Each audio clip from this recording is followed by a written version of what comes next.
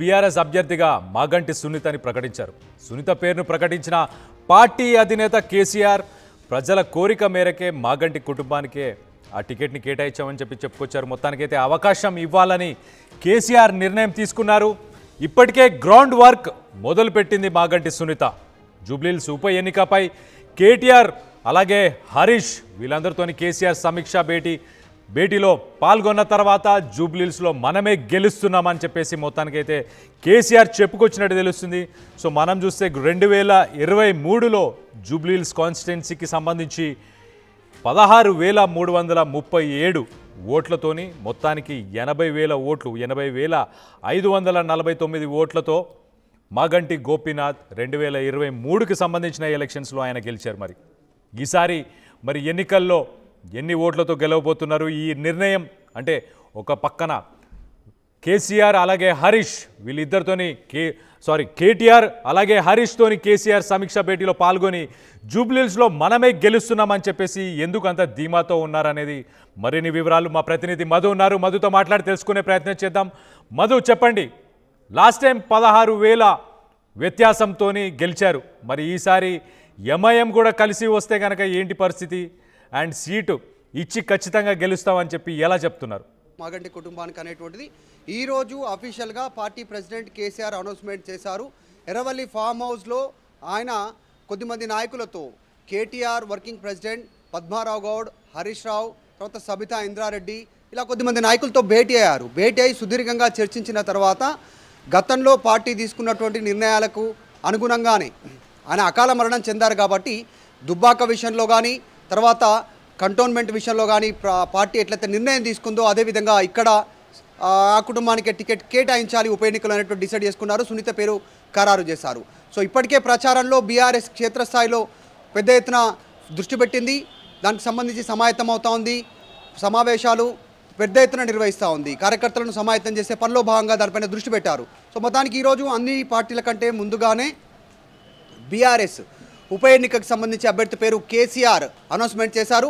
So ఈ next strategy ఎట్లా ఉండాలి, ఎట్లా ముందుకు పోవాలి ఎన్నికల్లో గెలుపు కోసం అనేటువంటిది నాయకులతో కేసీఆర్ మాట్లాడినట్టుగా తెలుస్తూ ఉంది. సుదీర్ఘమైనటువంటి భేటీలో ఇప్పటికే సునీత కుమారుడు, సునీతకి సంబంధించినటువంటి కూతురు అంటే మాగంటికి సంబంధించిన కుటుంబం అంతా ప్రచారంలో ఉంది. ఇంటింటికి వెళ్తూ ఉన్నారు, కలుస్తూ ఉన్నారు, అవకాశం ఇవ్వాలనేటువంటిది డిమాండ్ చేస్తూ ఉన్నారు. 2 రోజుల క్రితం ఆల్రెడీ ఆర్టీవీ చెప్పే ప్రయత్నం చేసింది. కేటీఆర్ సూత్రప్రాయంగా సునీతకు అండగా నిలబడాలి అనేటువంటి స్టేట్మెంట్ చేశారు. సో ఆ రోజే దాదాపు అఫీషియల్ స్టేట్మెంట్ వచ్చినట్టుగానే పార్టీ భావించే పరిస్థితులు ఉన్నాయి అనేటువంటిది ఆర్టీవీ ముందుగానే ప్రజల దృష్టికి తీసుకొచ్చే ప్రయత్నం చేసింది. ఈరోజు అఫీషియల్గా డైరెక్ట్గా కేసీఆర్ అనౌన్స్మెంట్ చేశారు. ఈ ఉప ఎన్నికతో రాష్ట్ర రాజకీయాల్లో ఒక మెసేజ్ వెళ్ళనుంది అనేటువంటిది అన్ని పార్టీలు భావిస్తున్నాయి, ఇటు బీఆర్ఎస్, కాంగ్రెస్, బీజేపీ. ఎందుకంటే 20 నెలల పాలన రెఫరెండంగా కాంగ్రెస్ పార్టీ ఈ పాలనను చూసేటువంటి అవకాశం ఉంది. ఓటరు అనేటువంటిది చర్చ ఒకవైపు ఉంటగా అనౌన్స్మెంట్ చేయడంతో సో మొదట అభ్యర్థిగా బీఆర్ఎస్ అఫీషియల్గా సునీత పేరు ఖరారు చేయడంతో కాస్త మరొకసారి జూబ్లీహిల్స్ ఉప ఎన్నికలపైన మరొకసారి చర్చ జరిగేటువంటి అవకాశం ఉంది. ఆల్రెడీ కాంగ్రెస్ పార్టీలో కూడా పెద్ద ఎత్తున అభ్యర్థుల పేర్ల విషయంలో చర్చ కొనసాగుతుంది. చాలామంది పేర్లు తెరపైకి వస్తున్నాయి. బీజేపీ ఇంకా అభ్యర్థి పేరు కానీ ప్రచారంలో కానీ ఎక్కడ ముందడుగు వేయనటువంటి సిచ్యువేషన్. సో జూబ్లీహిల్స్లో బీఆర్ఎస్ ఒక అడుగు ముందుకు వెళ్ళే ప్రయత్నం చేస్తున్నట్టుగా చాలా స్పష్టంగా ఉంది. ఈరోజు కేసీఆర్ ఎర్రవల్లి ఫామ్ హౌస్లో మనం విజువల్స్లో చూస్తూ ఉన్నాం. కేసీఆర్ అందరి నాయకులతో మాట్లాడి డిసైడ్ చేశారు, దిశానిర్దేశం చేసినట్టుగా తెలుస్తోంది గెలుపుకి సంబంధించి. కళ్యాణ్, రైట్ మధు, మరి మిగతా పార్టీలు ఇటు కాంగ్రెస్ కావచ్చు అలాగే బీజేపీ కావచ్చు వీళ్ళు ఎప్పుడు వాళ్ళ క్యాండిడేట్స్ని ఎప్పుడు డిక్లేర్ చేసే అవకాశం ఉంది? ఒక రకంగా ఒక టెస్టింగ్ గ్రౌండ్ అని చెప్పుకోవచ్చు. కాంగ్రెస్ పార్టీ సిటీలో సీట్లను ఇంతకుముందు ఎప్పుడు కైవసం చేసుకోలేదు కాబట్టి అదొక ఎత్తు. అండ్ ఇంకొకసారి బీఆర్ఎస్ తన బలాన్ని నిరూపించుకునే అవకాశం, అలాగే బీజేపీ గురించి మరంగా మాట్లాడుకుంటే బీజేపీ కూడా తన బలాన్ని చూపించుకునే అవకాశం ఖచ్చితంగా ఉంది కాబట్టి ఒక టెస్టింగ్ గ్రౌండ్ అని అనుకోవచ్చు వీటన్నిటికీ. మరి బీఆర్ఎస్ ముందుగానే క్యాండిడేట్ని రివీల్ చేసి మొత్తానికైతే వాళ్ళు క్యాన్వాసింగ్ కూడా స్టార్ట్ చేశారు, డోర్ టు డోర్ వెళ్తున్నారని మీరు చెప్తున్నారు కాబట్టి సో మరి బీజేపీ కానీ కాంగ్రెస్ కానీ వాళ్ళు ఎప్పుడు ఈ డెసిషన్ తీసుకునే అవకాశం ఉంది?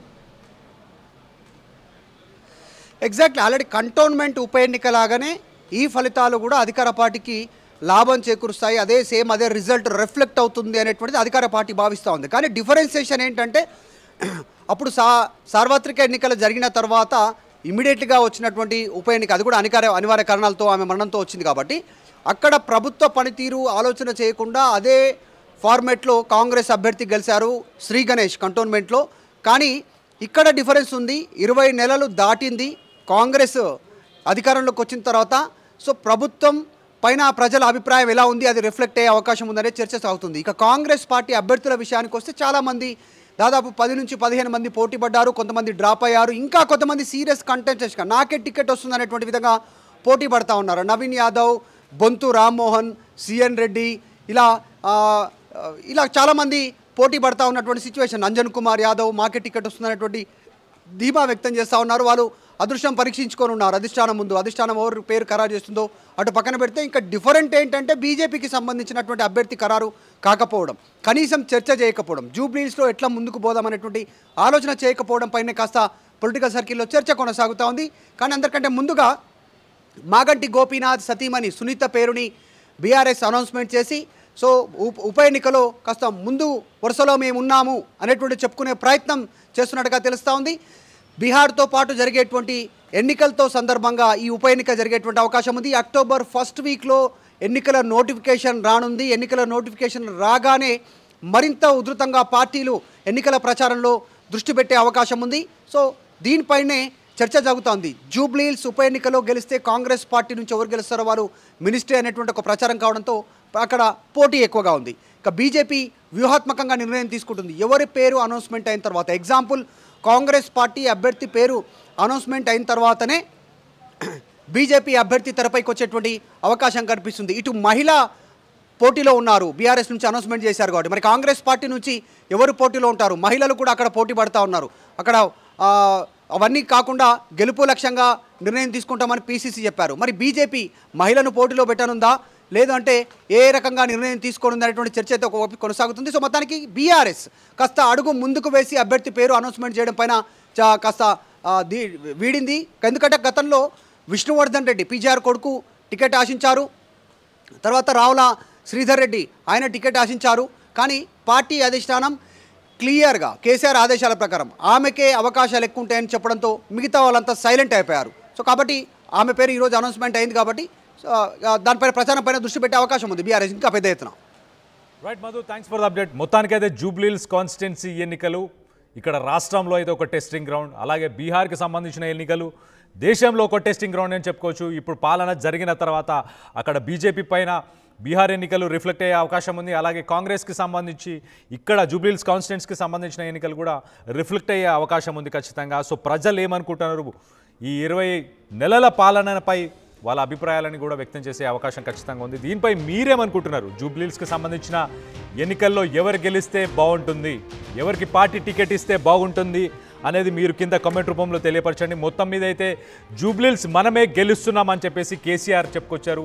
ఇటు కేటీఆర్, హరీష్ రావు వీళ్ళందరితో సమీక్షా భేటీలో పాల్గొన్న తర్వాత జూబ్లీహిల్స్ ఉప ఎన్నికకు సంబంధించిన టికెట్ మాగంటి సునీతకే ఇవ్వాలని చెప్పేసి డిసైడ్ చేసి అధికారికంగా ప్రకటించినట్టు తెలుస్తుంది. ఇప్పటికే దానికి సంబంధించి క్యాన్వాసింగ్ అనేది door to door canvassing Maganti Sunitha చేపట్టడం మనం గమనించవచ్చు. అలాగే మిగతా పార్టీల గురించి కనుక మనం మాట్లాడుకుంటే కనుక ఇటు కాంగ్రెస్ కానీ బీజేపీ కానీ, కాంగ్రెస్కి సామాజిక వర్గానికి సంబంధం లేకుండా ప్రజల్లో ఎవరి మెప్పు పొంది ఉంటారో వాళ్ళకే టికెట్ ఇస్తామని చెప్పేసి పీసీసీ చీఫ్ చెప్పుకొచ్చారు. దీంట్లో ప్రధానంగా కొన్ని పేర్లను అయితే మనం చూసాం ఇంతకుముందే.